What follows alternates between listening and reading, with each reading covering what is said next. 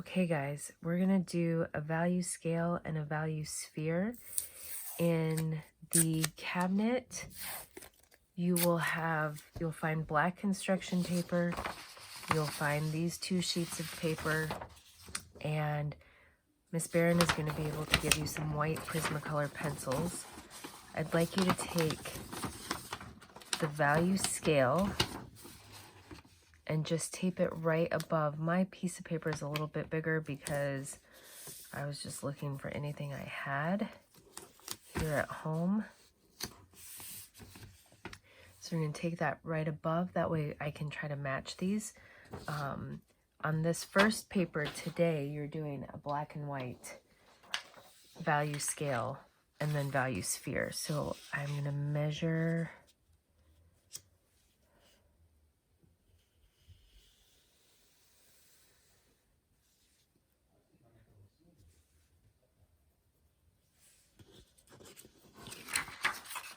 And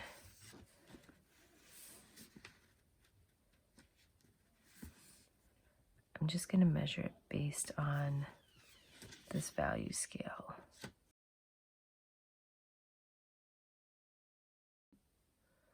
Okay, so I'd like you to get a 5-inch by 5-inch square of value scale laid out. I'm a little wobbly. I'm sorry. I'm sitting on an air mattress and trying to light this well while I'm stuck in a room. So this is your blackest black. We're not going to touch that. This is going to be our whitest white. So it's like a reverse value scale.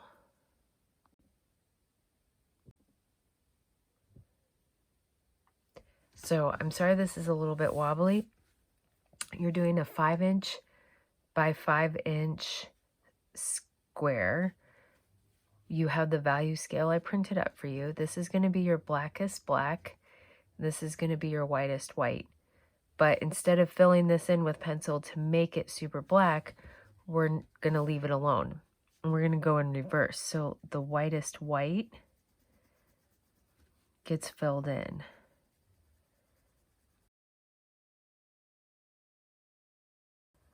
I find little circles helps me get smoother coverage.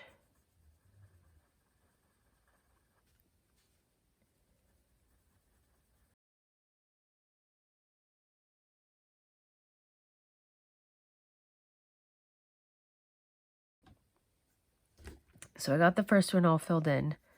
Then I start laying down pencil for the second one. I don't want to go quite as light as I did for the first one. So I just slowly build up layers. Your paper has a tooth to it. So draw off to the side here like this. It has a tooth. And if I try to go straight down to embed the colored pencils in between the hairs of the tooth, if I go at an angle, you have a tendency to smash them down. So then they block off adding more colored pencil. And so if I can do my best to go straight down, I am currently sitting on an air mattress and I have a phone hovering in the air and I'm trying to light this for you. So I might not be going straight down, but if I can go straight down, it's easier to get that tooth in the paper as I build up the values. And I'm doing little circles. And again, normally when we do a value scale, I say you can always add more and go darker. It's just reversed. You can always add more and go lighter.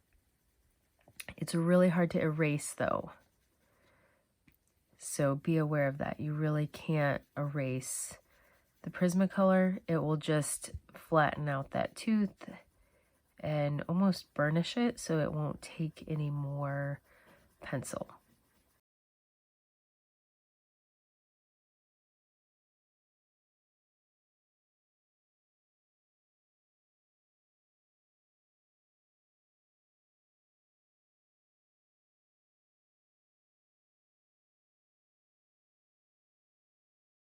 Key. I'm thinking I went a little too light right there. Sometimes it's hard to see with your eye.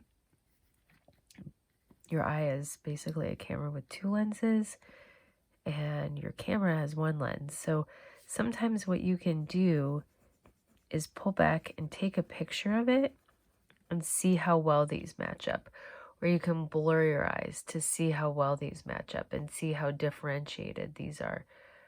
I actually think this one is pretty good, but this one's too light. So I really should have pulled back there. It's important to learn and to reflect on our things so that when we go to make our value scale, it has even gradations. Okay, sorry. Note that this is going to be in reverse of a typical value scale. So I'm actually going to do the highlight right here. This is going to be my darkest white, or my brightest white. It's a little bit confusing.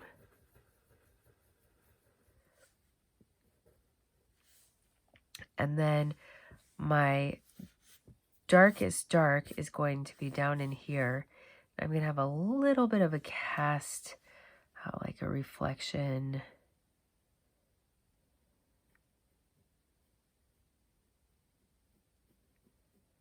From the table under there.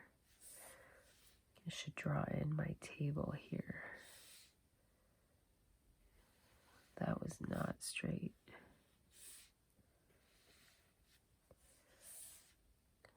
My shadow.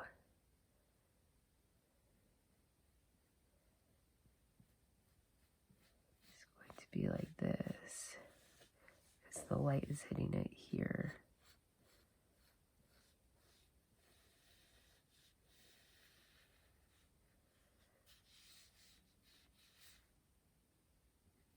So here's my table. The shadow is going to stay covered very gently.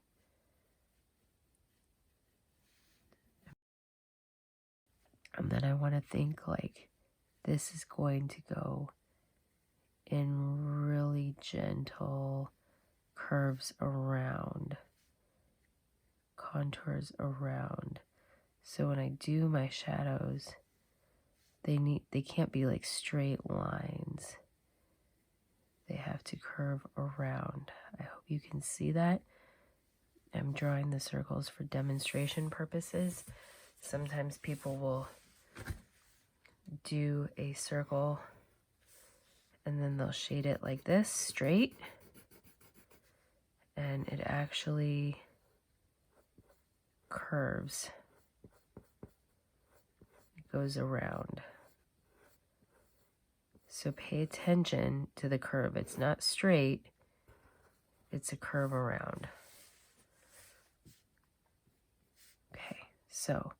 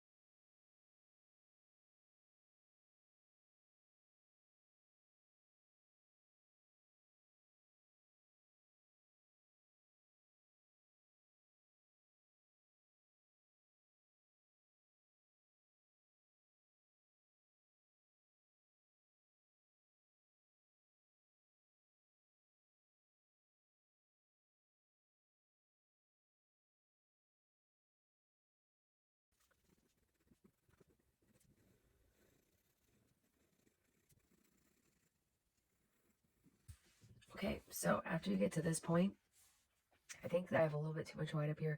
I could redo this so many times and still learn more. I would like you to do something on the surface here. You're gonna finish filling in this area down here. put some sort of pattern or design in the background. What could be going on in the background of this? Could you have mountains? Could you have stripes? Could you have chain link fence? Could you have planets? Think about something that's going on behind this table. Decorate the back. I want you to do that in the white pencil just to explore further possibilities of this white pencil. Please pay attention to highlights, shadows, curves around the sphere. When you get finished with this, you have your value scale, you have your value sphere, you paid attention to highlight, shadows, curve around the sphere. Then you're going to take another piece of black paper,